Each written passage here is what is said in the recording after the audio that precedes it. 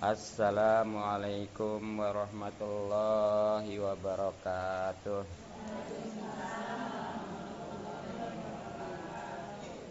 Bismillah walhamdulillah wassalatu wassalamu ala rasulillah wa ala alihi wa sahbihi wa mawalah, amma ba'du. Jamaah Majelis Salim yang mudah-mudahan kita semua selalu dimuliakan dan diberikan taufik serta hidayah atau petunjuk oleh Allah Subhanahu wa taala. Mudah-mudahan kumpulan kita dirahmati dan diberkati serta diridhoi oleh Allah Subhanahu wa taala, juga mendapatkan pahala yang besar dan keuntungan yang banyak dunia, lebih-lebih akhirat. Amin ya rabbal alamin. Terutama pahala dan keuntungan silaturahmi, mudah-mudahan rezeki kita dimudahkan dan dibanyakan serta dibarokahkan. Umur kita dipanjangkan dalam keadaan sehat lahir batin. Dan dengan pembacaan Ratibul Hadat tadi, mudah-mudahan kita semua selalu dijaga oleh Allah Subhanahu wa taala, baik diri, keluarga, harta, terutama iman dan Islam. Terlebih lagi pahala dan keuntungan ngaji yang memang hukumnya wajib, bahkan wajib ain. Artinya siapa yang ngaji insya Allah mendapatkan pahala, tapi yang tidak atau belum ngaji, naudzubillah, tanpa disadari dia berdosa. Maka dari itu mari kita kembali kaji kitabnya. Yang bawa dan punya dibuka halaman 47 ya. Halaman 47 baris paling bawah. Yang punya dan bawa kitabnya buka halaman 47 baris paling bawah. Tepatnya di awal barisan, wala mutaraddidan ala salatini. Nah sekarang wala sakitan.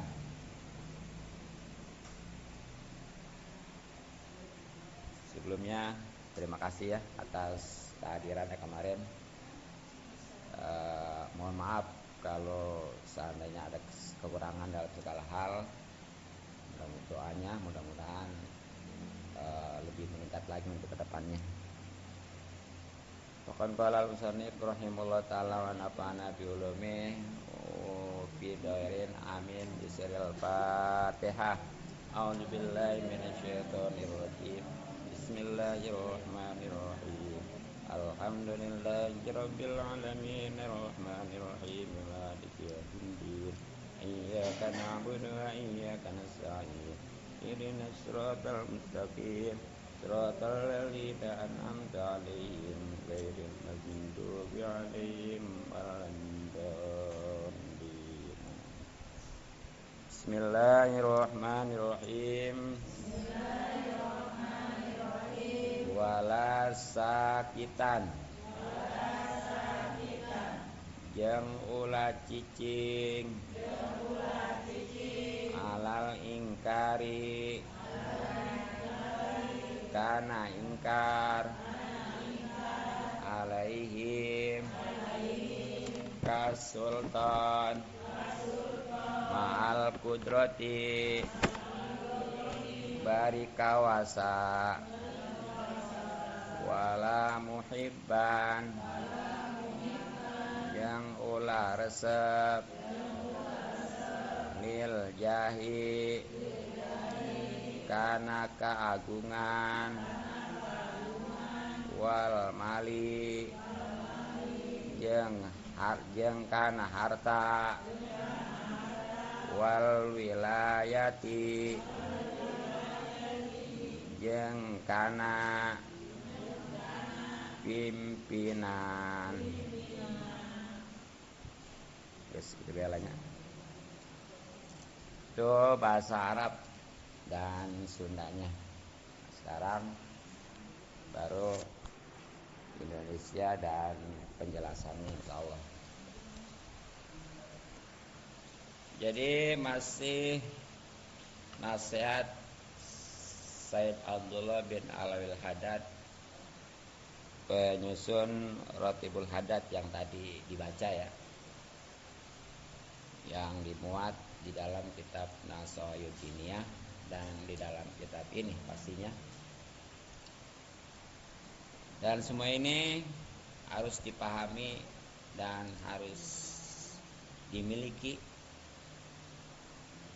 sebagai sifat orang yang beriman, baik laki-laki maupun perempuan.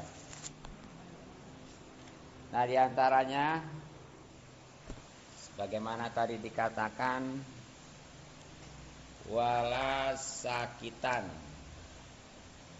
dan tidak diam. Sakitan itu diam, sukut. Alal ingkari, untuk mengingkari, alaihim, atas penguasa, mal kudrati, kalau memang bisa kuasa. Jadi diantara sifat yang harus dimiliki nih, baik orang yang beriman, baik perempuan, lebih-lebih laki-laki ya, itu jangan diam untuk mengingkari atas kesalahan dan kezaliman pemerintah atau penguasa, mulai dari presiden sampai ke lurah. Nah, kemarin baru milih ya. Ya udah, jangan ribut, jangan gara-gara beda pilihan ribut lagi. Milihnya masa hari, ributnya mah terus-terusan, jangan ya.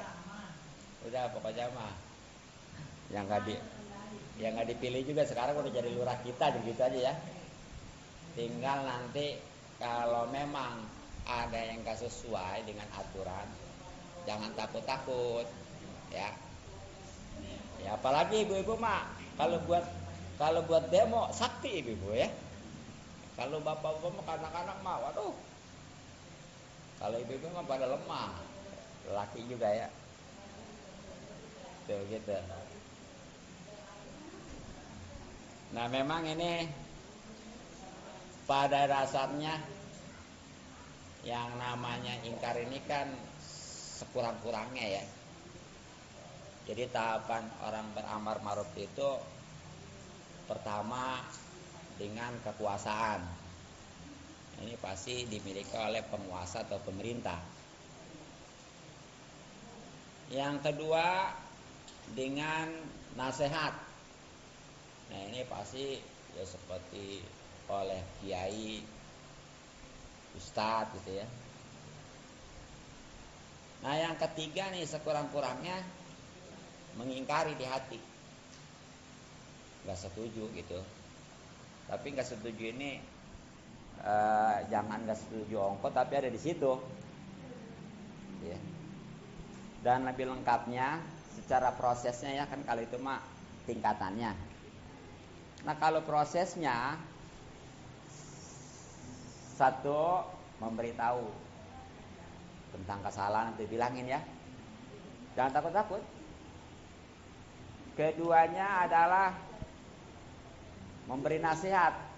Jadi setelah dikasih tahu kayaknya masih gitu aja, nasihatin, jangan gitu. Berat tanggung jawabnya seorang pemerintah itu. Nih, pemerintah mah nih ya, apalagi presiden. Kalau umpamanya kemaksiatan merajalela, nggak ada tindakan, itu tanggung jawab itu. Ada yang mati kelaparan aja, tanggung jawab. Yang bagusnya mah kalau jadi kebaikan semua tuh datang juga kebaikannya. Pokoknya mah setiap kemungkaran yang ada di suatu negara atau di desa lah, itu pemerintah, presiden sama lurah tanggung jawab itu. Kudunya mengadukung kalau ada yang beramar ma'ruf nahi mungkar.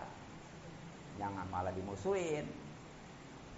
Kan yang mantak jadi kekacauan, jadi pokoknya mah bencana di alam dunia ini kan karena kemungkaran itu yang gak dirubah.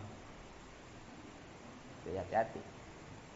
Terus yang ketiganya prosesnya adalah dengan ucapan yang agak tegas. Kan tadi mah lemah lembut tuh, dinasihatin jangan gitu.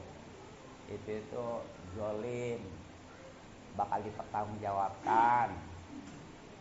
Nah ini masih begitu aja dibilangin, ini mau nggak dengerin nggak gitu ya, rada tegas gitu, rada tegas.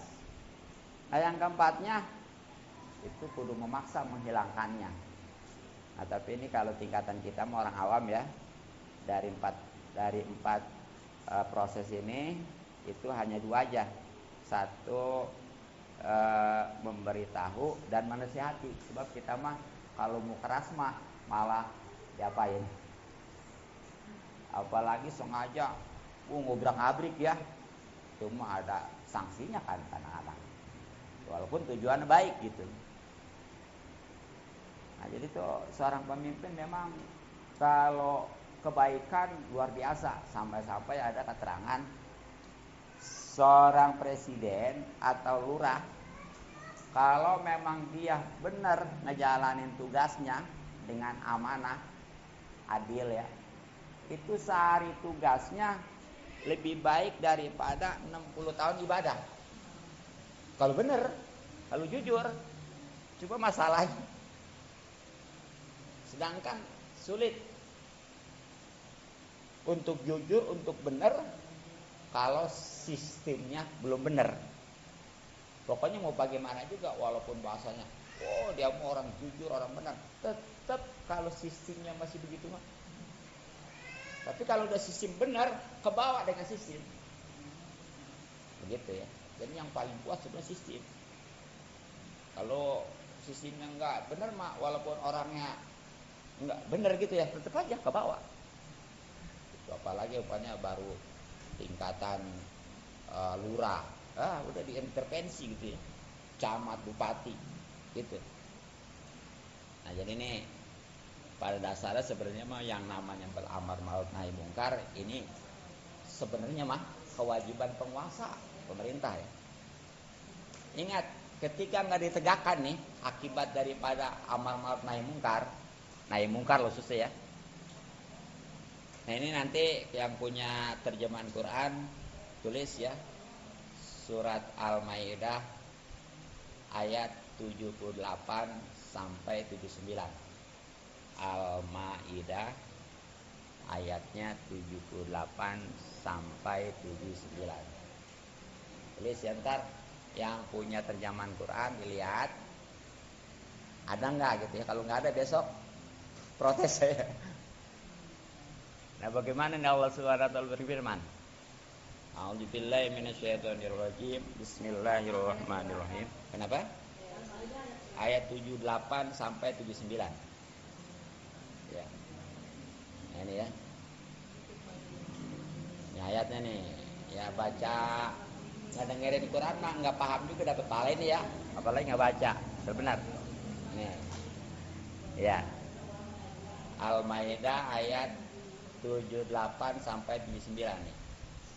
Allah Subhanahu wa taala berfirman, Lu'inal ladzina kafaru min bani Israil ala lisani Daud wa Isa ibn Maryam dzalika bima asaw wa kanu ya'tadun kanu la yatanahawna an munkarin fa'aluh labisa ma kanu yaf'alun.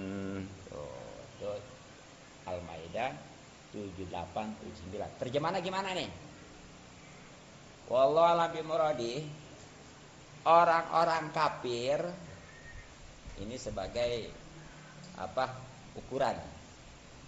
Berarti orang Islam juga kalau enggak menegakkan nahi mungkar, nauzubillah ya. Dari Bani Israel telah dilaknat. Dilaknat itu dikutuk itu jauh dari rahmat. Melalui lisan atau ucapan Nabi Daud alaihissalam dan Isa putra Maryam. Jadi padahal mah Nabi Daud itu udah nyampein gini gitu ya, bahwa jangan ada kemungkaran, nanti jadi bencana. Nabi Isa juga begitu. Tapi ternyata mereka itu mengingkarinya. Apa katanya, geng? Usil aja, nggak ganggu kesenangan orang aja gitu kan bahasanya ya. Nah itu dikutuk tuh. Kenapa? Yang demikian itu karena mereka durhaka dan selalu melampaui batas. Artinya dinasihatin udah sama Nabi Daud, sama Nabi Isa, tapi nggak dengerin. Malah mungkin jadi. Auzubillah. Nah tepatnya apa sih? Lebih jelasnya, nih. Mereka tidak saling mencegah perbuatan mungkar. Padahal yang namanya kemungkaran itu banyak ya. Karena memang jadi bisnis, akhirnya dilindungi malah orang yang merubah itu dimusuhin. Mencegah perbuatan yang mungkar yang selalu mereka perbuat. Sungguh sangat buruk apa yang mereka perbuat tuh ya. Jadi itu akibatnya daripada orang yang enggak menegakkan amar ma'ruf nahi munkar, khususnya bagi pemerintah. Bahkan secara khusus lagi nih di hadis Nabi riwayat Imam Tabrani ya, terjemahan aja lah panjang. Bagaimana nih? Dengerin. Ini hadis panjang karena kalau dibaca hadisnya juga nggak ngerti ya, mendingan langsung artinya aja ya. Nih, wahai segenap manusia, menyerulah kepada yang ma'ruf. Menyeru ke yang ma'ruf itu seperti nyuruh sholat ya, nyuruh puasa, nyuruh sama tetangga aku, sama saudara apalagi ya gitu, itu namanya ma'ruf. Dan cegahlah dari yang mungkar. Nah itu macam kemaksiatan tuh. Cegah, hilangin. Jangan malah dilindungin. Apa akibatnya sebelum kamu berdoa kepada Allah yang tidak dikabulkan? Sebab kalau udah ditepinin tuh yang namanya kemungkaran khususnya, sampai nanti terjadi musibah, bencana. Kayak sekarang kita kayaknya ngeri juga nih, kemarau udah lama juga ya, hujan.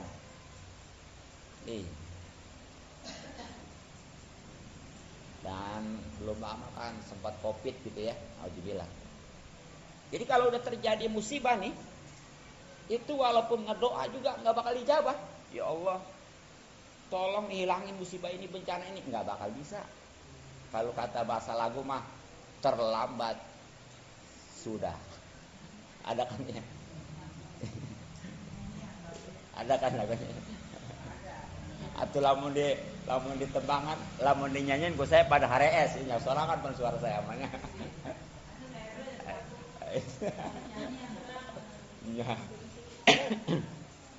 Iya.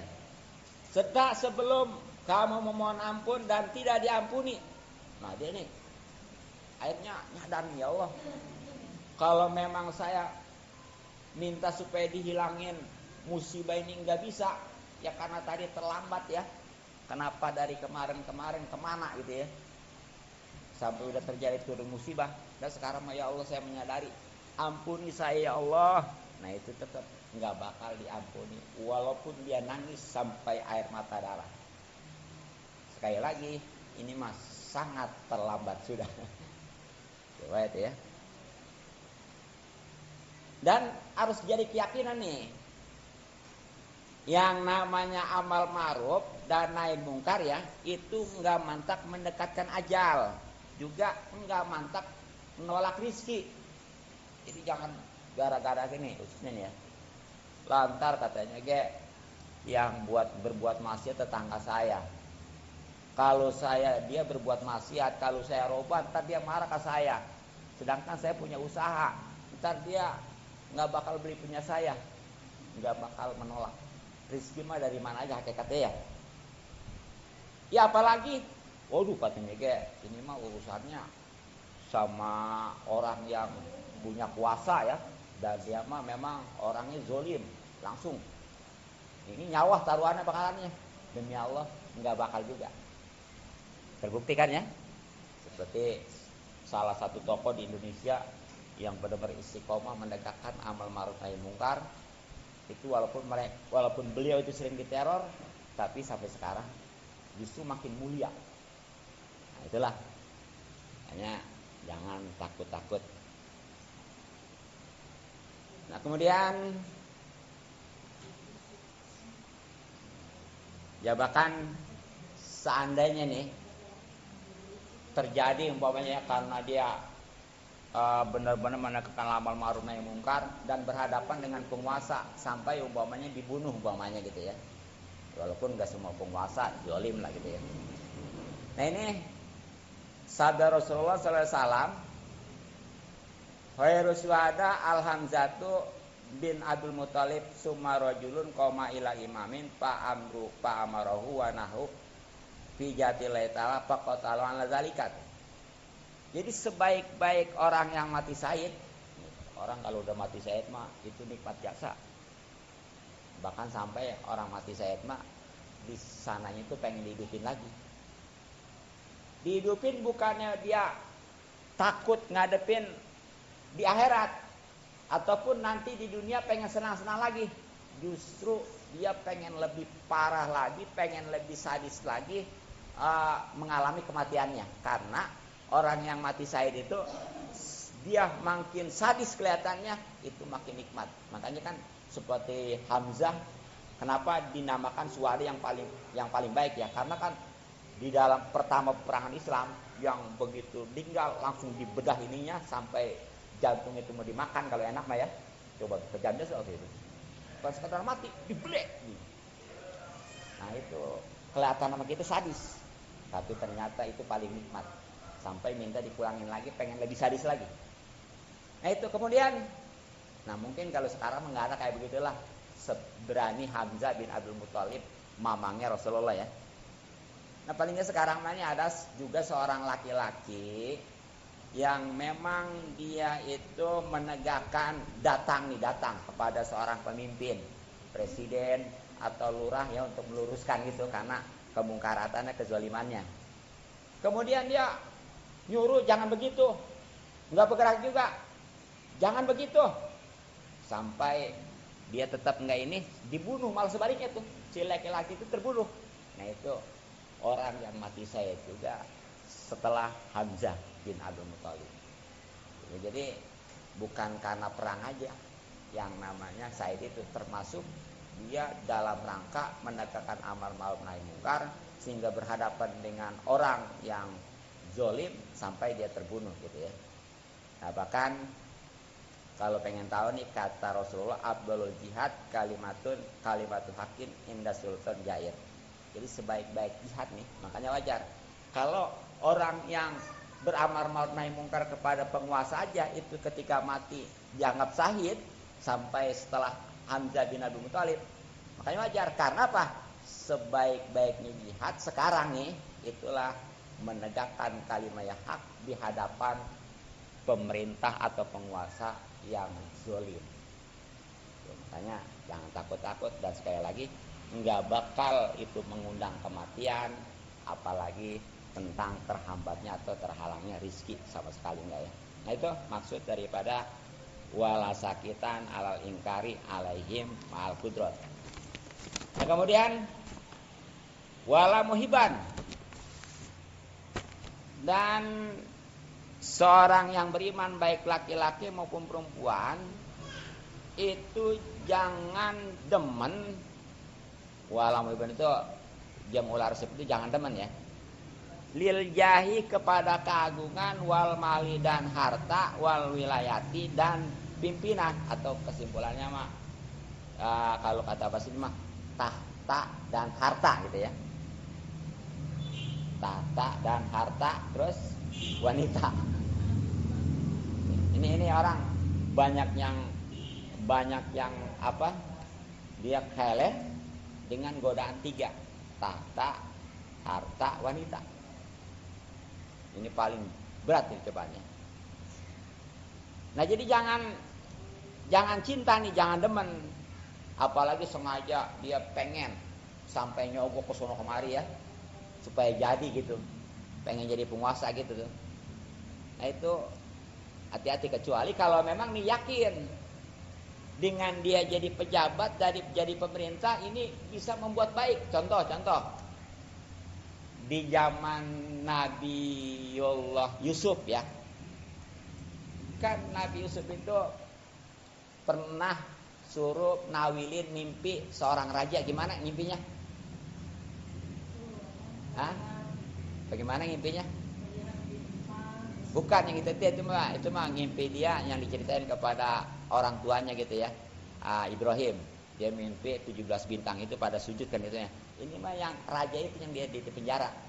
Kalau nggak salah mah ya unta apa sapi gitu nggak tahu dah.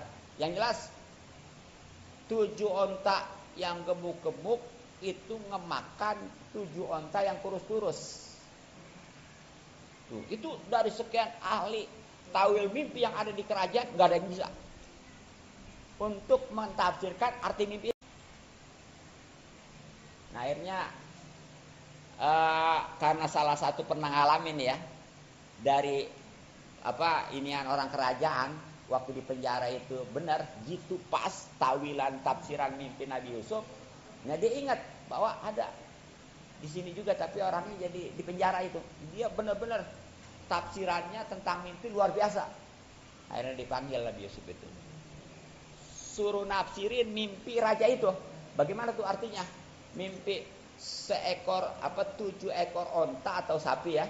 Itu yang gemuk-gemuk itu ngemakan 7 ekor onta yang kurus-kurus. Atau sebaliknya gitu ya. Nah, ditafsirin oleh Nabi Yusuf bagaimana? Nah, ini bakal terjadi 7 tahun ini bakal subur.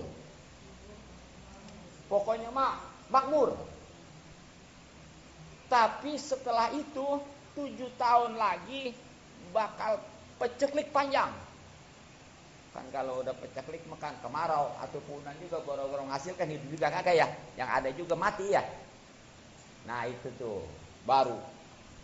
Cuman kenapa? Jadi 7 tahun nih subur nih, nanam apa aja tumbuh berbuah.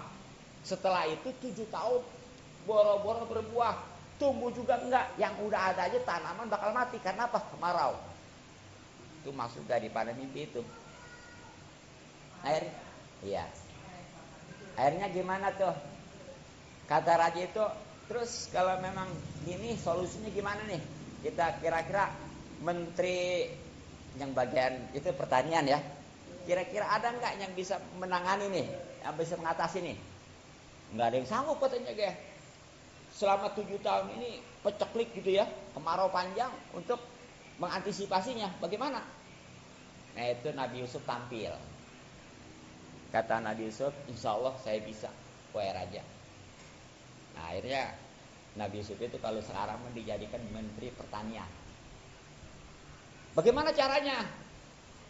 Nah, selama 7 tahun nih subur, panen besar-besaran itu ditumpuk, tapi ada satu syaratnya. Apakah itu kurma, jagung, gandum, padi, jangan dari rangkaiannya. Jadi kalau padi mah masih ada rangkaiannya. Kayak zaman dulu kan kalau itu suka taruh di di para itu ya gitu ya. Kalau mau digiling baru dihilas dulu ya. Begitu. Jadi caranya gitu. Itu rupanya dari itu padi, korma ataupun apa, itu rupanya kuat 7 tahun. Tapi kalau udah diiles, bahasanya udah digiling, udah digebot ya. Iya. Itu mah kayaknya dapat setahun juga dijelek. Jadi begitu caranya. Kayak orang dulu kan kalau diikat begitu ya, itu masih bagus saja. Jadi caranya gitu. Makanya nih, korma tuh ya, ada kan yang masih ada cangkangnya ya. Coba deh tahu simpan 7 tahun masih enak. Itu rahasianya. Jadi bisa tuh. Iya.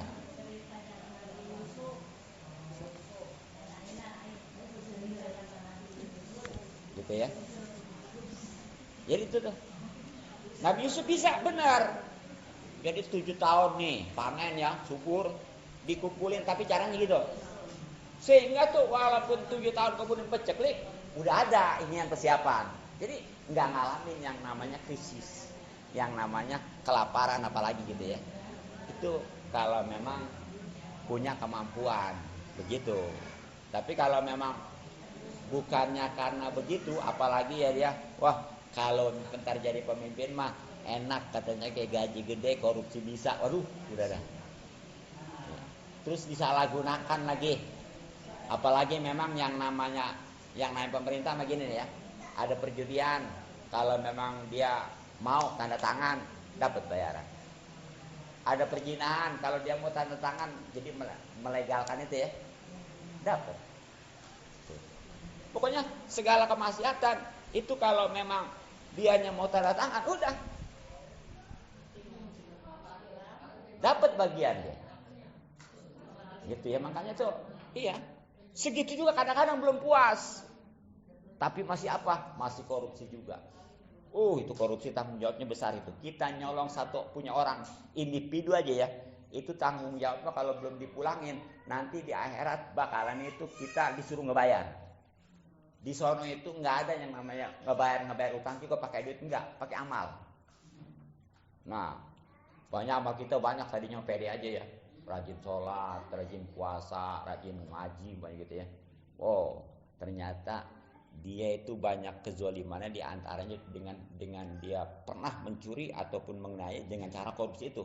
Akhirnya yang ini minta, yang itu minta untuk dibayar. Akhirnya walaupun banyak amalnya, karena banyak yang nagih itu habis. Bahkan belum habis nih kezalimannya yang mesti dibayar, amal udah habis. Nah itu bagaimana? Dosa-dosa orang yang dijolimi itu ditimbahkan ke dia.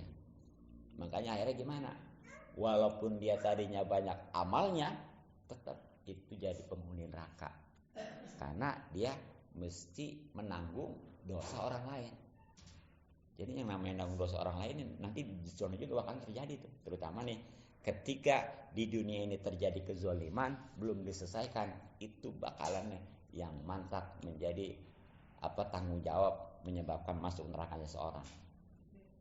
Gitu. Makanya nih kalau kita punya sangkut paut, ya kalau memang belum mampu bilang aja, kalau memang udah jangan ditunda-tunda, ya jangan apalagi pura-pura lupa mah. Ada kan kadang-kadang orang kalau gilir utang mah perlu, ya utang kan minjem, utang, ya kalau duit mah utang, ya kalau barang-barang tuh namanya minjem ya, iya utang khususnya. Karena ada maunya, ngomong gini gitu, pokoknya gampang, paling 2-3 hari, bahkan nanti, saya bungain, bagaimana tuh kalau ngomong dibungain? Nah kalau kita yang minta mah nggak apa-apa, ya, cuma dia yang ngomong gitu ya. Barang waktunya, ya boro-boro, yang tadinya mana tiap hari datang gitu ya, gue bahkan bawa apa-apa gitu supaya ini dikasih gitu ya. Barang udah utang, tadinya janji 2-3 hari, ternyata 2-3 bulan juga belum, sampai 2-3 tahun juga belum. Ya bahkan yang lebih parah kadang-kadang nyumput aja lagi. Bahkan tadi tuh bukannya yang nagih yang marah, dia yang marah. Apa kata dia? Utang segitu aja ke, nanti saya bayar. Iya, kapan bayarnya? Tuh gitu ya. Nauzubillah nih. Jadi sekarang mau begitu kenyataannya. Jadi bukannya yang ngutangin ya yang marah ya. Malah yang diutangin itu ditagih marah-marah. Makanya sekarang kenapa orang baiknya ngambil riba ya? Kenapa? Karena orang kayanya udah nggak mau ngutangin. Apa sebabnya? Sebab yang diutangin kebanyakan begitu. Tuh, ya gitu. Orang dulu makan utang itu udah nggak ada riba-riba, yang penting udah bisa nolong. Yang ngutang itu benar-benar ngarepin pahala, nggak ngarepin apa-apa gitu ya. Yang diutangin juga benar. Kalau emang udah waktunya, udah bayar. Peraturan utang mah nih, kalau memang dari awalnya kita benar-benar mau ngebayar, dimudahin nanti bayarnya. Asal cara utangnya benar. Apa artinya? Jangan cara riba. Tuh. Nah, udah begitu waktunya kita bayar nih sesuai dengan waktu. Kalau memang ada, kita bilang, alhamdulillah nih gitu ya. Dilebihin nggak apa-apa, boleh dilebihin, bagus ya.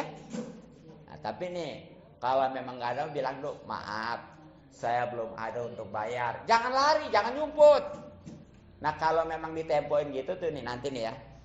Jadi yang ngutanginnya ini nih dapat pahala sedekah setiap hari nominal utangnya. Contoh gini, umpamanya si A nih ngutangin ke si B 1 juta katakan. janji 1 minggu, ya.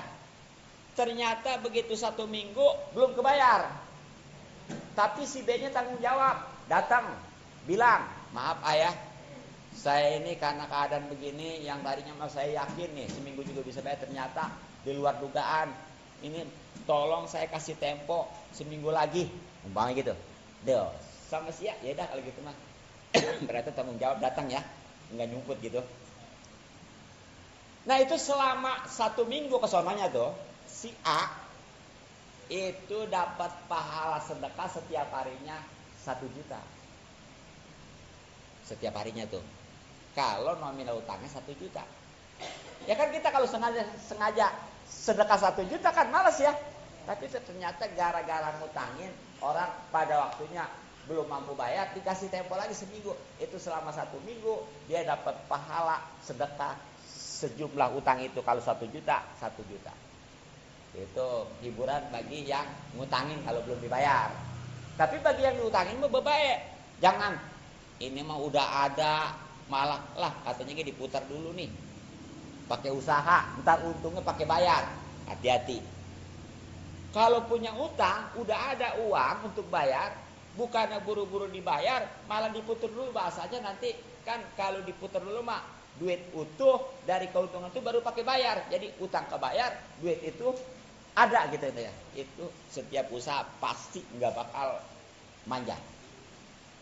Ya, makanya jangan gitu. Jangan punya pikiran licik. Katanya mau diputar dulu apa? Itu jangan sampai ya.